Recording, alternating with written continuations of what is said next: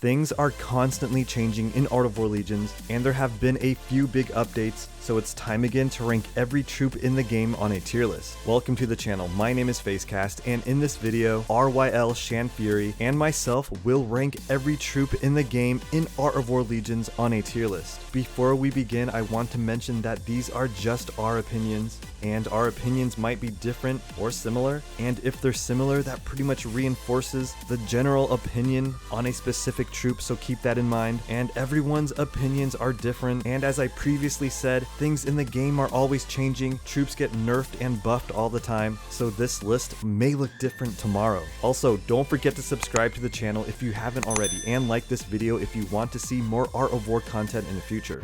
Let's start off with Shan Fury's tier list. He has Frost Archers in the S tier, Peltists, Undead Soldiers, and Catapult, followed by Golems, Demons, Brawlers, Ice Mages, Ghost Assassins, and Magic Apprentices. In the B tier, we have Rhino Knights, Beastmasters, Voodoo Dolls, Witchers, Soul Hunters, and Ballistas. Alone in the F tier, we have the Lonely Necromancer. Shan Fury has a lot to say, and if you're ever kind enough to be in one of these tier list videos, I will read every single thing you type out to me. So let's read what he has to say verbatim. You said I could say whatever I want, so here goes my attempt at a diplomatic FU to a certain individuals from a clan who we all know but will remain nameless. All my selections are based on numerous think tank discussions with some fellow RYL members, but they are not necessarily a collective view of RYL in its entirety. I'll begin with my S tier. They have all earned their place there, some more than others. All can be exploited if you use too many of them though. My A tier could cause controversy, but hey, it seems to be the season for some AOW controversy.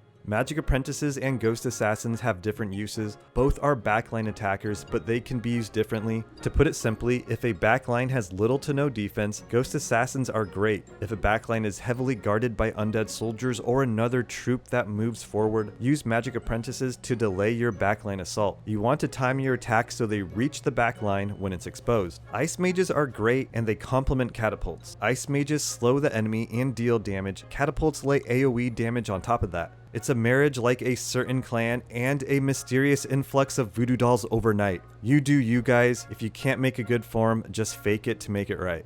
Demons are awesome for Poseidon users. That combination has been proven. RYL Mad Titan swears by them, and I think that's the best endorsement you can get. Brawlers can be considered by many to be B tier or lower, but I think if they are strategically placed, they can be the difference. Ivan crushes them though, so maybe consider using undeads in their place when confronted with a good Ivan enemy. I have placed Rhino and Voodoo in the B tier purely because they are RNG type troops and cannot provide a consistent result. They could be great, but the game has enough RNG as it is. Even outside of the arena. Cough, level 9 troops. Cough, auto-click bans for someone unless your general is associated with the game. Cough, sorry my throat is itchy from inconsistency. Moving on, which creepy moderators should do. Witchers, I find that 2 protected Witchers work well. If they are there at the end of a fight, you have usually won convincingly. Soul Hunters are great in the backline, but I still think that Golems are better. Sorry Stacy. RYL Dave aka RYL Dangerous, my #1 esports enemy, thinks that Ballistas go together well with Shiwan, whatever her name is, and I agree. Straight line damage when the enemy is frozen, combined with a high critical hit, I think this troop will S tier in the future. Ambitious, I know. But hey, once again, it's the season for controversy. Beastmaster, high HP equals longevity. Get creative and make it work, treat yourself. My C tier contains useful troops. The disappointing troop is the Sacred Swordsman, which on paper is the best troop in the game hands down. I have 2 level 9 sorties and I regret it. Not as much as some of my friends regret paying money to a game in good faith, only to have that faith destroyed like Gobakazis in a backline locking on Ghost Assassins, which by the way is their only useful place. Come on people, stop using them in the front lines unless you have enough undeads. You make it too easy.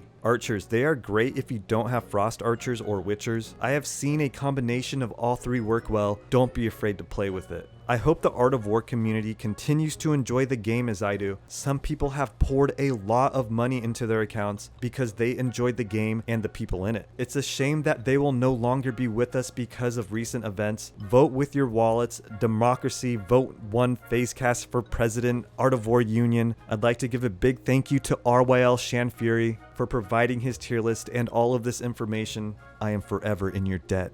Moving on, I have my own tier list, and I'm doing things a little differently this time. I usually make the tier list live and comment on every troop, but it's pre-made this time. I cooked it in the microwave, it's ready to eat. Starting in the S tier, I have Frost Archers, Peltist, and Undead Soldiers, followed by Brawlers, Ghost Assassins, Magic Apprentices, Ice Mages, Catapults, and Witchers. Then this might be a little strange to you. I have Golems, Rhino Knights, Sacred Swordsmen, and Demons in the B tier. And in the F tier, we have the Necromancer and Friends, Bomber, Iron Guard, Infantry, and Hell Jailer. They are useless in the game, they should form a band together and move on. So I want to explain these rankings. All of the troops between S and B are used a lot in the arena, in the top of the arena. The troops in the C tier, you see them once in a while, but I think these 3 tiers are the top tiers. These are the troops that you want. We have Frost Archers, who have a skill called Chill. It doesn't really matter if you level them up to level 9, their skill is going to stay the same, and you really just want them for this awesome skill. It reduces the enemy's attack speed and movement speed for a little while, so these are a very valuable troop. Then we have Peltists, who are just designed to ruin your life. These troops can kite and they're very powerful. The power of their attack keeps on increasing through their fighting spirit skill. And then the third S tier troop is the Undead Soldier. With the Undead Soldier, you basically get 2 troops in one because they can revive once during a battle. So if a hero skill like Ivan's skill or Zeus's skill is able to take out a large amount of Undead Soldiers, they will just revive once again, pretty much rendering that hero skill useless, buying some time. So these 3 troops are great to have in your armies. In the A tier, we have Brawlers, who I think are really good in honor hunting. I also see them a lot in the arena. I use them a lot in the arena. I often interchange them with Undead Soldiers. These are 2 great tanks. The reason why I rank them in the A tier opposed to the S tier with Undead Soldiers is just because I trust that revive skill that Undead Soldiers provide a little bit more. Next, we have Ghost Assassins, who work really well with Selene. They blink to the enemy's backline instantly from anywhere in your army, and if you place them in the center row somewhere, they can counter the enemy's hero's first active skill, so they're very useful. Then we have Magic Apprentices, who are backline attackers. They avoid damage while flying, and they can buy you some time. It takes them a little while to reach the enemy's backline, and the further you put them back in your army, the longer it takes. Plus, they have a little AoE attack.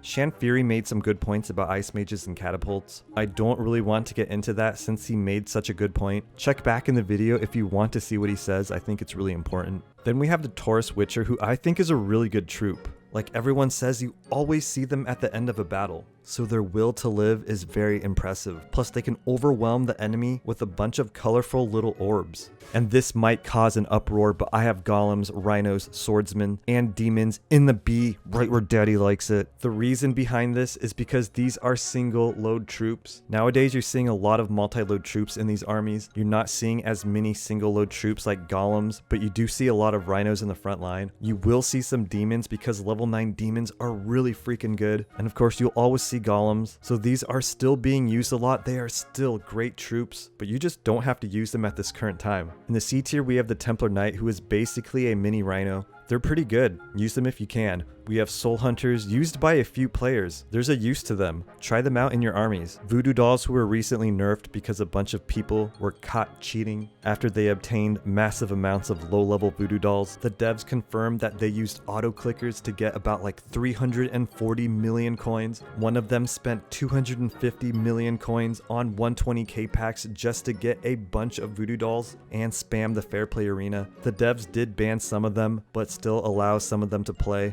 and a lot of people are mad about that. I think you guys should be too. We have Beastmasters, who are just masters of the beast. Witchcraft Totems, who are like baby Groots. Pilgrims, who are really good in honor hunting. And Archers, who are used by a lot of people. They're really good. I've seen a lot of armies, like Shan Fury said, using Frost Archers, Witchers, Archers together as one. So Archers are still being used. They're still really good troops. All of these troops are still being used, D, E, and F. I'll go through some of them. Goblikazis are still useful in levels. Cactuses, they are plants. Paladins, still a viable tank. Their Shield of Light skill is awesome. Ballistas, who I think are really good, and if you paid attention to what Shan Fury and Dave said about them, it seems like these could be S tier troops in the future, who knows. Harbingers, who you don't see that much anymore, but at lower levels work really well in the back lines. Inquisitors, who are decent DPS units. Priest Mages, who are both a priest and mage double career. Scholars, who aren't really that smart.